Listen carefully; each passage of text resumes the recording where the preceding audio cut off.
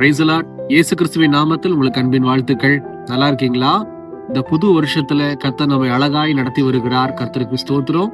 ஏன்னா இந்த ஆண்டுல தேவன் நம்ம கொடுத்திருக்கிற ஒரு வாக்குத்தத்த வசனம் பாருங்க, 1 சாமுவேல் 30:8, நீ சகலத்தை திருப்பிக் கொள்ளுவாய். கர்த்தர் உங்களை என்னை பார்த்து சொன்ன ஒரு வார்த்தை, என் மகனே என் மகளே, நீ சகலத்தை திருப்பிக் கொள்ளுவாய். தாவீது சகலத்தை திருப்பிக் கொண்டார் அப்படிங்கறத அந்த அதிகாரத்துல பார்த்தோம். ஆனா தாவீது எதனால திருப்பி கொண்டார் அப்படின்னா, முதல் காரியம், தன்னை கர்த்தருக்குள்ளாக திடப்படுத்தி கொண்டார். அதாவது 1 சாமுவேல் 30:6 பார்க்கிறோம். அவர் தன்னை கர்த்தருக்குள்ள திடப்படுத்தி கொண்டாராம். கர்த்தருக்குள்ளாக திடப்படுத்தி கொள்ளக்கூடிய காரியம் என்ன அப்படின்னு சொல்லி இன்னைக்கு நம்ம சுருக்கமா பார்க்க போறோம்.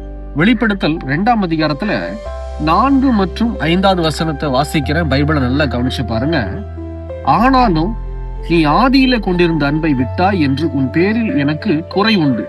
ஆகையால் நீ இன்ன நிலையில் இருந்து விழுந்தாய் என்பதை நினைத்து மனம் திரும்பி ஆதியில் செய்த கிரியைகளை செய்வாயாக.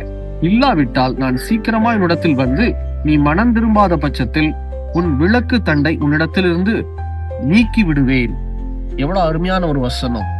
அதாவது ஒரு சில பேருக்கு எப்படி இருக்கும் அப்படின்னா, நீங்க கர்த்தருக்குள்ள வைராக்கியமா எழும்பணும், மறுபடியும் நீங்க திரும்பி வரணும், நல்லா ஜெபிக்கணும், ஊக்கப்படுத்தலாம். நாங்க அந்த வார்த்தைகளை ஊக்கப்படுத்தி சொல்லும் போது கேட்கிற ஜனங்க என்ன செய்யறாங்கன்னா, உடனே பிரதர் மூலமா ஆண்டவர் பேசியிருக்கிறாரு அப்படின்னு சொல்லி நீங்க டக்குன்னு அப்படியே நெருப்பு விட்டு எரியிற மாதிரி எழும்புறீங்க.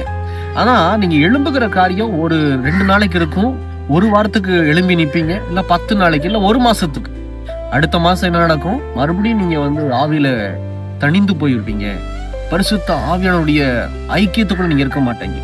ஆனா ஆண்டவர் என்ன சொல்றாரு, நீ முதல்ல எங்க விழுந்தங்கிறத கவனி. நீ ஆதியில கொண்டிருந்த அன்பு, அதுதான் தேவன் நம்ம இடத்துல எதிர்பார்ப்பது. நம்ம சகலத்தை திருப்பி கொள்ளணும்னா கர்த்தருக்குள்ள திடமா மாறணும். கர்த்தருக்குள்ள திடமாய் மாறுவதற்கு அவர் மீது நம்ம அன்பு வைக்கணும். அன்பு வைக்காம நம்ம வேதத்தை வாசித்து தியானிக்க முடியாது. அவர் மீது அன்பு இல்லாம தினமும் நம்ம ஜெபிக்க முடியாது. உண்மையாய் நம்ம அன்பு செலுத்தும் போதுதான் அதை செய்ய முடியும், இல்லையா?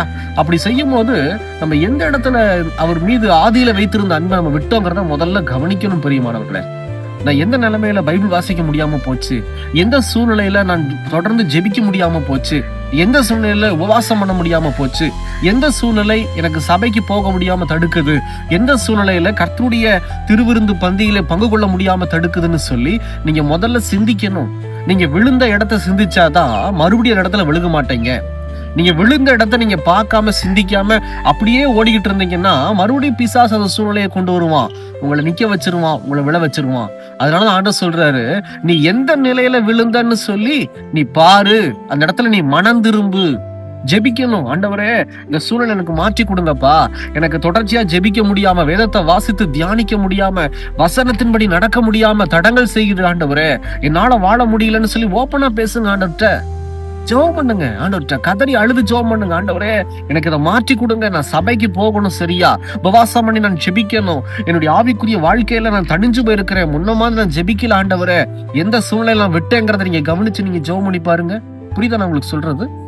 எந்த சூழ்நிலையில நீங்க நிறுத்தினீங்க உங்க நல்ல ஜெபம், வேத வசனம், ஐக்கியம், அந்த விழுந்து போன இடத்தை கவனிச்சு நீங்க சரி செஞ்சிட்டீங்கன்னா பிசாசுனால உங்களை தொடவே முடியாது. அப்பதான் நீங்க ஜெபிக்கும் போது சகலத்தை திருப்பி கொள்ள முடியும். எதையெல்லாம் நீங்க இழந்தேன்னு நினைச்சீங்களோ அதையெல்லாம் ஆண்டவர் இந்த ஆண்டுல இதோ உங்களுக்கு திருப்பி தர விரும்புகிறார். பிரியமானவர்களே, நீங்க அதை செய்யாம ஓடிக்கிட்டே இருந்து ஏதோ ஒரு செய்தியை கேட்டு உடனே ஜெபம் பண்ணி வேதத்தை வாசிச்சீங்கன்னா ஒரு 10 நாள் 1 மாசம் நீடிக்கும், அதுக்கப்புறம் மறுபடியும் நிறுத்திடுவீங்க. அது பிரயோஜனமே இல்லை. நல்ல ஆவிக்குரிய வாழ்க்கையில வளரணும் அப்படின்னா நீங்க முதல்ல செய்ய வேண்டிய ஒரு காரியம், எந்த சூழ்நிலையில உங்க ஜெபம் நின்னு போச்சு, வேத வசனம் நின்னு போச்சுன்னு சொல்லி பாருங்க. அதை நீங்க திருத்தி கொண்டு நீங்க சரியா செஞ்சீங்கன்னா அது கண்டினியூ ஆகும் கர்த்தருக்குள்ளாக. இது நீங்க செய்யும் போதுதான் உங்கள் ஜெபம் பரலோகத்துல கேட்கப்படும். நீங்க கேட்கிற காரியத்தை என் தேவன் சொல்லுகிறார், என் மகனே என் மகளே, உனக்கு நான் சகலத்தை திருப்பி தருவேன்னு சொல்லி. சும்மா ஒன்னும் ஆண்டவர்கிட்ட பெற்றுக்கொள்ள முடியாது. நீங்க ஜெபிக்கணும், கர்த்தருக்குள்ளாக வாழணும். இதை செய்யாம தேவ சொந்தல சகலத்தை திருப்பி கொள்ள முடியாது. ஒப்பு கொடுக்குறீங்களா? கண்களை மூடி. எங்களை நேசிக்கிற நல்ல ஆண்டவரே, இந்த வேலைக்காக ஸ்தோத்திரம். நாங்க சகலத்தை திருப்பி கொள்ள ஆண்டவரே, தாவீது உமக்குள்ளாக திடமாய் இருந்தாரே, அப்படியாகவே நாங்க திடமாய் இருக்க, நாங்க எந்த நிலையில் விழுந்தோம் என்பதை கவனித்து மனம் திரும்பி உம்முடைய சமூகத்தில் ஒப்பு கொடுக்கும் போது கர்த்தர் எங்களை ஏற்றுக்கொண்டு ஆசீர்வதியும். எங்களுக்குண்டான வாக்கு தத்தங்களை இந்த ஆண்டு முழுவதும் கர்த்தர் நிறைவேற்றும். இயேசுவின் நாமத்தில் பிதாவே, ஆமேன், ஆமேன். தொடர்ந்து ஜெபம் பண்ணுங்க, கர்த்தருக்குள்ளாக முன்னேறுங்க. எங்களுக்காகவும் ஜெபித்துக் கொள்ளுங்கள். கர்த்தர் உங்களை ஆசீர்வதிப்பாராக. God bless you.